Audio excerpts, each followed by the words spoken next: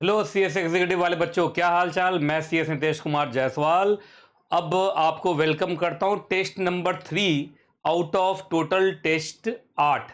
सब मिला कितने टेस्ट हैं हमारे? 8 टेस्ट हैं। 8 में से आज है टेस्ट नंबर 3।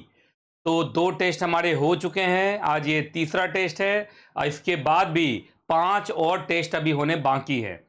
तो सब मिला के 8 टेस्ट हम करेंगे और जिन बच्चे ने 8 टेस्ट कर दिया उसका कॉन्फिडेंस लेवल देखिएगा आईसीएसआई के एग्जाम में कितना बढ़िया होने वाला है। बाकी आप सबको मालूम ही होगा, मैंने पूरे के पूरे 8 टेस्ट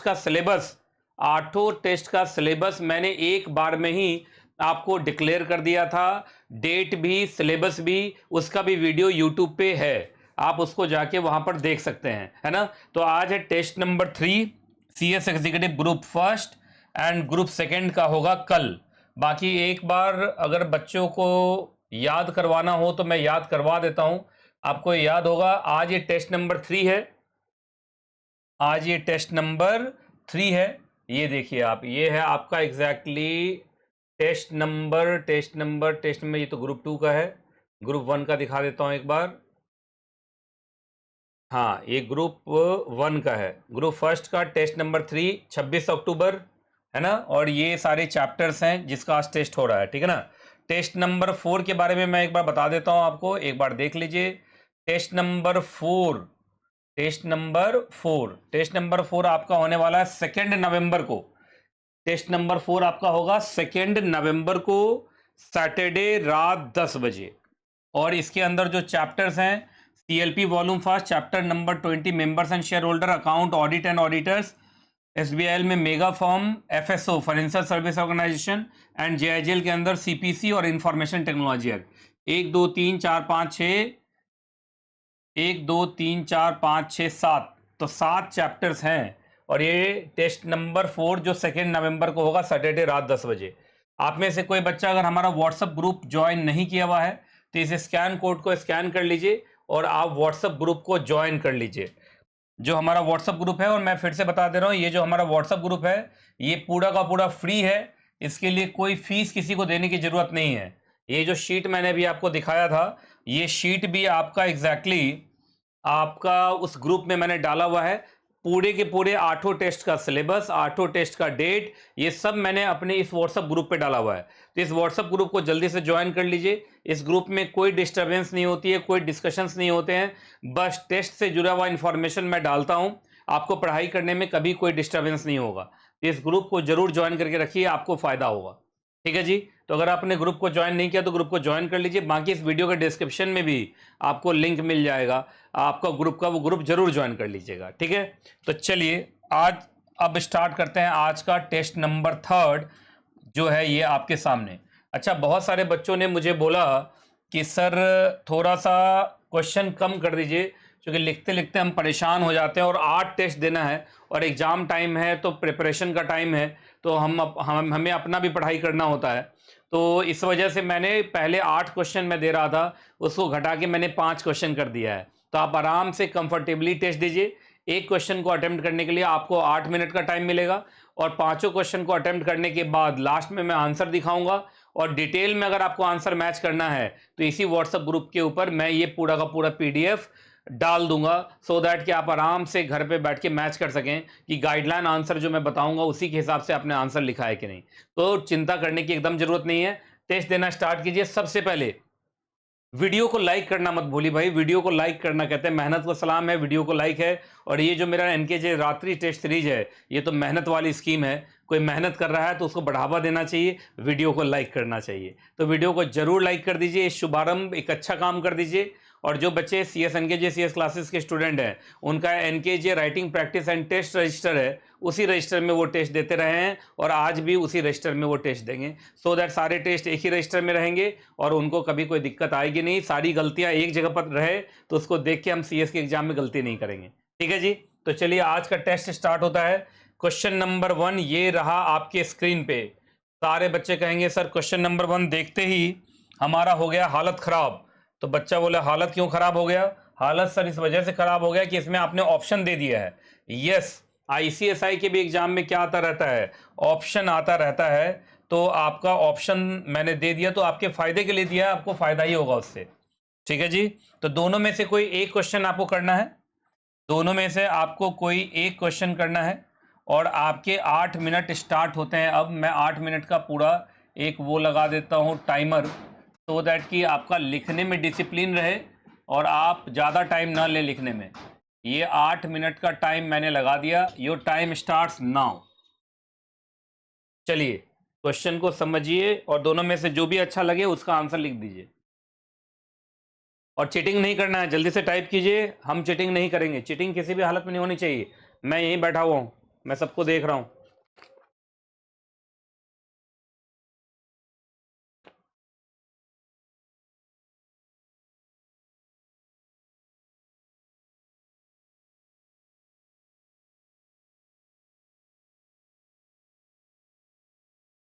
और कोई भी स्टूडेंट चीटिंग नहीं करेगा। और सारे टेस्ट देने का कसम खा लो कि सर हम सारे टेस्ट देंगे, एक भी हम छोड़ेंगे नहीं। मैं यहीं बैठे बैठे अपने दिव्य नजरों से देख रहा हूं कि तुम चीटिंग कर रहे हो कि नहीं कर रहे हो।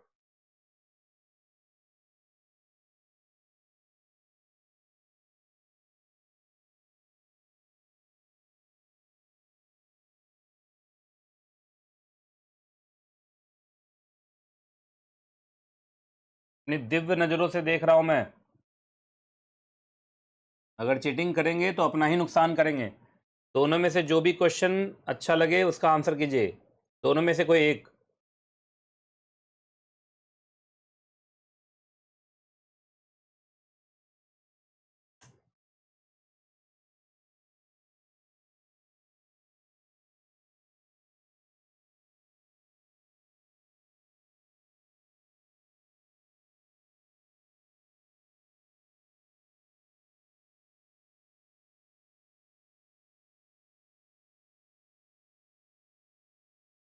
चीटिंग नहीं होनी चाहिए।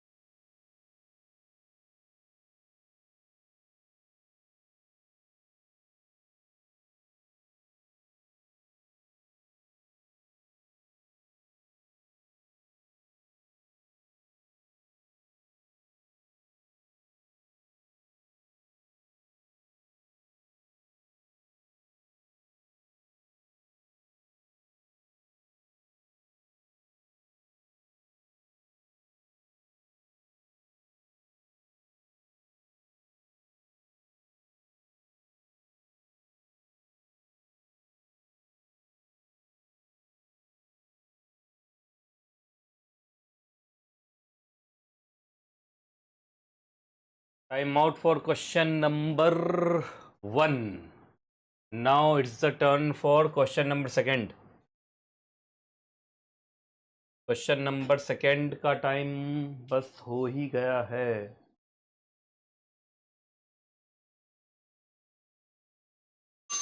Time out for question number 1. Now it's the turn for question number 2.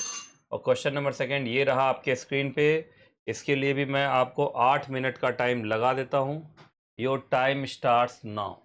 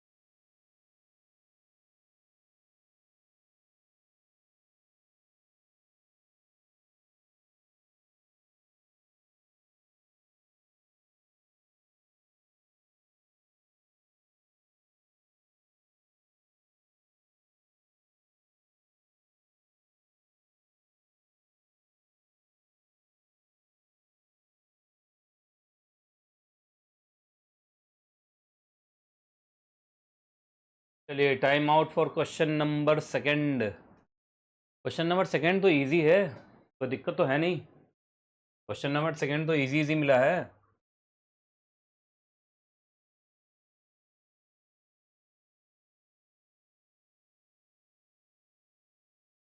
पर इसके दो पार्ट हैं, एक तो टाइप्स ऑफ मीडिएशन, दूसरा distinction between arbitration and mediation. दो पार्ट है अलग अलग, तो आंसर भी दो पार्ट में आना चाहिए, दो पैराग्राफ तो आंसर बनना ही चाहिए।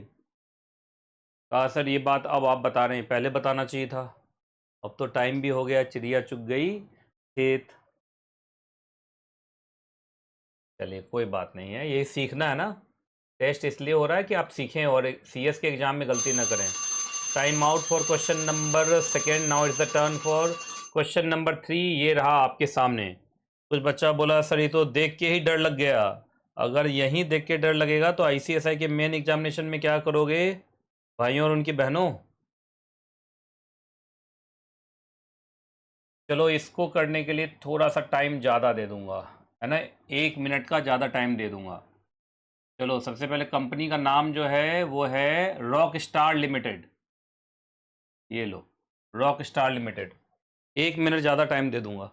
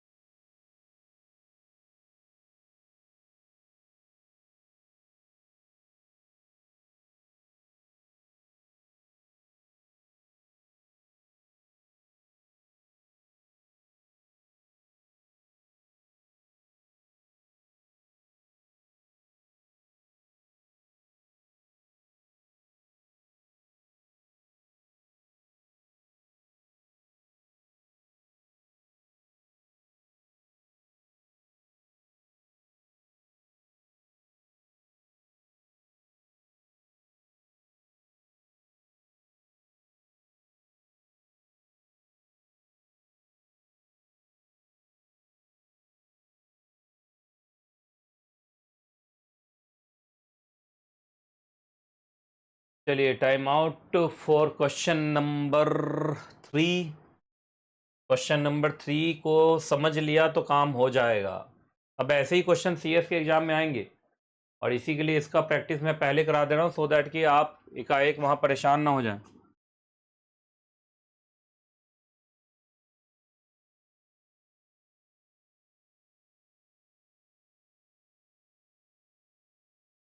कैसा लगा ये क्वेश्चन? तो बच्चे बोलेंगे कैसा लगा मेरा मजाक, कैसा लगा मेरा मजाक? ये मजाक नहीं है भाई, ये ICSI के मेन एग्जाम में आता है ये। बस क्वेश्चन सही था जी, बस आपको थोड़ा सा दिमाग लगाना था, प्रेजेंस ऑफ माइंड का इस्तेमाल करना था। क्वेश्चन नंबर 4 के लिए टाइम स्टार्ट हो गया। चीटिंग नहीं होनी चाहिए, मैं देख रहा हूं यहाँ पे। ये तो एकदम डायरेक्ट क्वेश्चन है।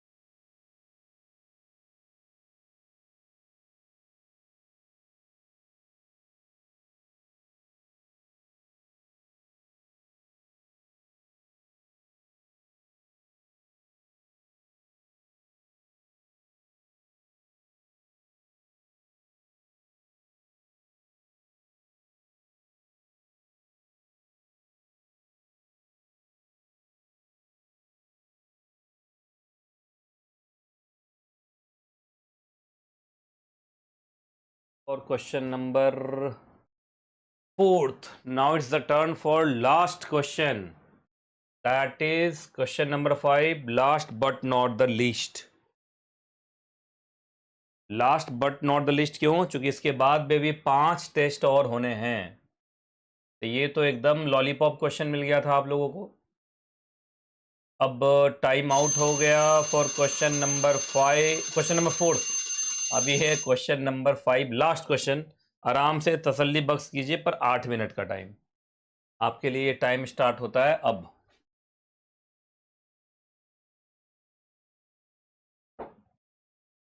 जिन लोगों को टफ लग रहा है तो सोच लीजिए कि आपका एग्जाम का प्रिपरेशन का लेवल क्या है।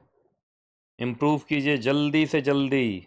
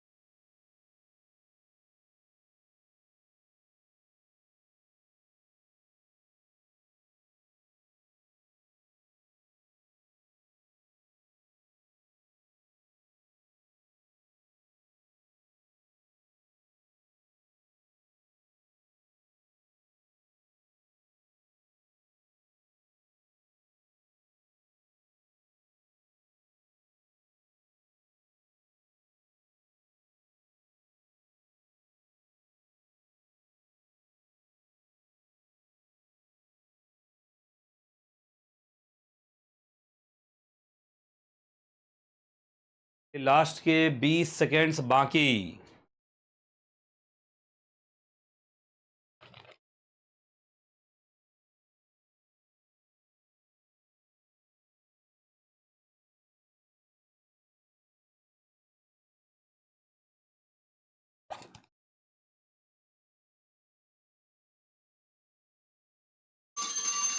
चलिए, time out for this test. अब ये टेस्ट हो गया खत्म। अब आपको इंतजार है आंसर का। तो चलिए मैं आंसर बता देता हूं, बाकी मैं व्हाट्सएप ग्रुप पे ये पूरा शीट डाल दूंगा। आप ईच एंड एवरी स्टेटमेंट आप मैच कर सकते हैं और आप अपने आप को एनालाइज कर लेंगे कि आपके हालात कैसे हैं। ठीक है, गाइडलाइन आंसर नहीं, इससे भी अच्छा लिख सकते हैं आप। These are only the guideline answers. आइए, पहला क्वेश्चन ये था कि अगर पार्टीज ने परफॉर्मेंस का कोई डेट फिक्स नहीं किया हुआ है तो लिमिटेशन पीरियड की काउंटिंग किस डेट से स्टार्ट होगी। तो ये बड़ा आसान था। अब देखिए यहाँ पर क्या लिखा हुआ है, केस का नाम देखिए।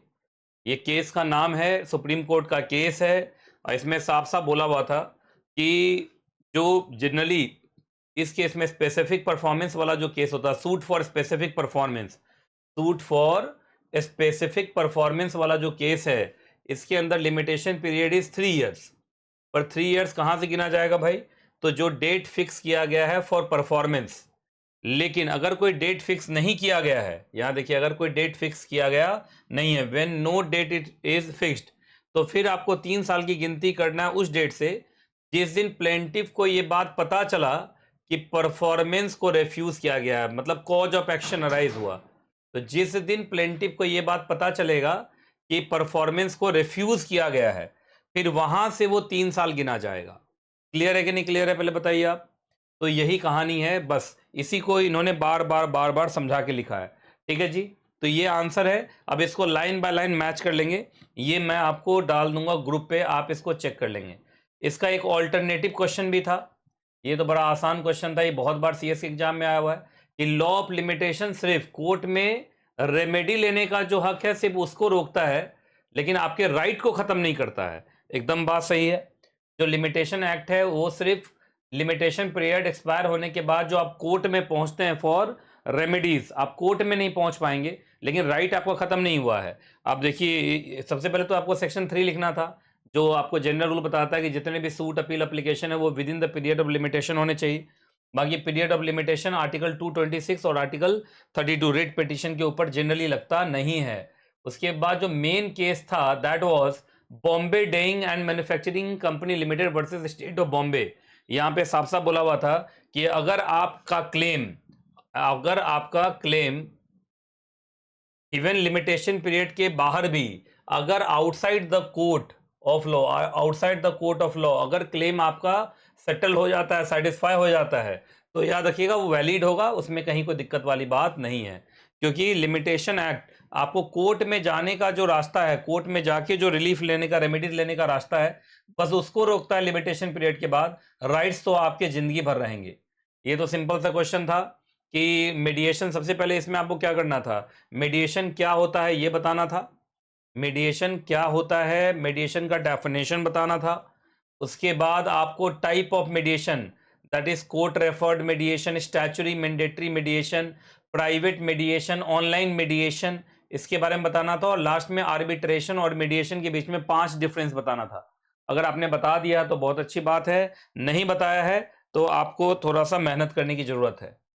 उसके बाद ये क्वेश्चन नंबर 3 देखने में कितना बड़ा लग रहा है, पर ये छोटा सा था। आपको मालूम है इस पूरे कहानी में क्या क्वेश्चन पूछा गया था? इसमें यह पूछा गया था कि अगर कोई भी प्रॉपर्टी, कंपनी का कोई भी प्रॉपर्टी और एसेट, अगर वो लोकेटेड आउटसाइड इंडिया है, मतलब इंडिया में लोकेटेड नहीं है, और उस पर अगर कंपनी चार्ज क्रिएट करती है, तो क्या उस केस में भी जो चार्ज चैप्टर है, CSG 1 है, जो मतलब इन टोटल जो चार्ज से जुड़े हुए प्रोविजन है, रजिस्ट्रेशन ऑफ चार्ज से जुड़े हुए जो प्रोविजन है, क्या वो अप्लाई होंगे? जल्दी बताइए आप। जो कंपनी की कुछ प्रॉपर्टीज ऐसी जो प्रॉपर्टी भारत के बाहर सिचुएटेड है, क्या उस केस में भी अगर चार्ज क्रिएट होता है तो रजिस्ट्रेशन ऑफ चार्ज कराना पड़ेगा? यस। सेक्शन नंबर 77 आपको मालूम हो, ये पहले आपको लॉ लिखना है कि वो कहता है जब भी कंपनी अपने प्रॉपर्टी पर चार्ज क्रिएट करेगी, CSG 1 फाइल करेगी ROC को। अगर वो डिबेंचर का केस है तो CSG 9 है।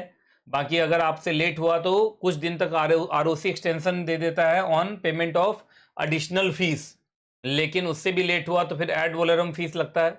अगर आप रजिस्ट्रेशन करा लेते हैं, अब देखिए रजिस्ट्रेशन करा लेते हैं तो ये माना जाएगा जैसे आपने पूरे पब्लिक को बता दिया। और देखिए यहाँ पर बड़ा इंपॉर्टेंट बात लिखा है, that where any charge on any property of the company, any property, चाहे वो प्रॉपर्टी भारत में हो चाहे प्रॉपर्टी भारत के बाहर हो, आपका अगर अपने प्रॉपर्टी पे आप चार्ज क्रिएट करेंगे तो आपको चार्ज CHG-1 फाइल करके अपने क्रिएशन ऑफ चार्ज को रजिस्टर कराना पड़ेगा।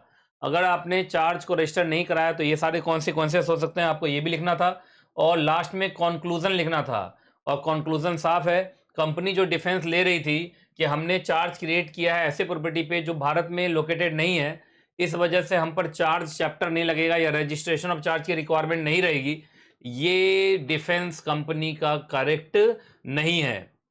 सारे एसेट ही आपके कवर्ड होते हैं for the purpose of creation of charge, registration of charge, satisfaction of charge, modification of charge, मतलब चार्ज चैप्टर लगेगा, चाहे कंपनी के एसेट भारत में हो या भारत के बाहर हैं तो कंपनी के एसेट ही ना। 5 डिफरेंस बताना था डिबेंचर एंड लोन के बीच में, ये तो एकदम इजी ही था।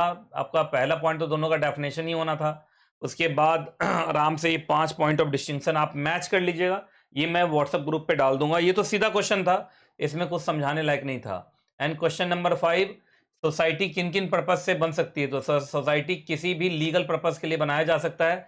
For examples the following, for examples the following, तो ये सारे के सारे ऑब्जेक्टिव्स को अचीव करने के लिए सोसाइटी बनाया जा सकता है, प्रोवाइडेड सोसाइटी जो बनाया जाए उसका ऑब्जेक्टिव हमेशा लीगल होना चाहिए।